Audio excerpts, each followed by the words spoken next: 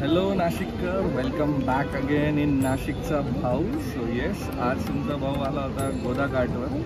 मी आणि प्रदीपने विचार केला की आज सॅटर्डे इव्हिनिंग आहे, थोडंसं काहीतरी आपण पूर्ण वीक बऱ्यापैकी आपण ऑफिसमध्ये जात असतो, आपली डेली रुटीन चालू असते, सो त्यातनं काहीतरी वेगळं करावं म्हणून आम्ही आज विचार केला की आज आपण गोदा घाटला जाऊ. आणि त्याचं मेन कारण असं होतं की मी काही दिवसांपूर्वी एक रील रन केला होता इंस्टाग्रामवर आणि त्यावर विचारलं होतं नाशिककरांना की तुमची सुकूनवाली प्लेस कोणती आहे नाशिककरांसाठी.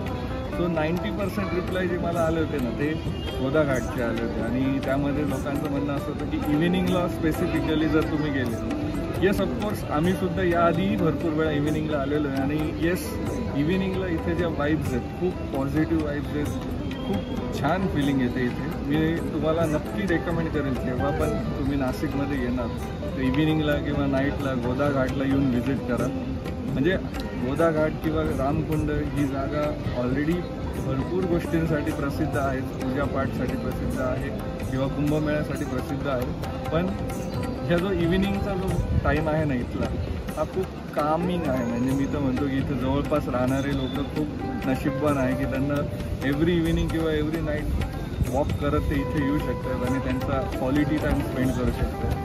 आणि येस, अदर सिटीजमध्ये विकेंडचे प्लॅन जरा वेगळे असतात, पण नाशिककरांसाठी विकेंडचे प्लॅन जरा वेगळे असतात, मिसळ म्हणा किंवा डॅम बॅकवॉटर्स जाणं वगैरे.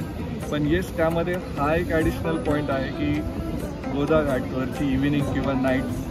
सो येस, मी नक्की रेकमेंड करेल जेव्हा केव्हा तुम्ही नाशिकला येणार ना तर एकदा तरी वेळ काढून इव्हिनिंगला किंवा नाईटला इथे या.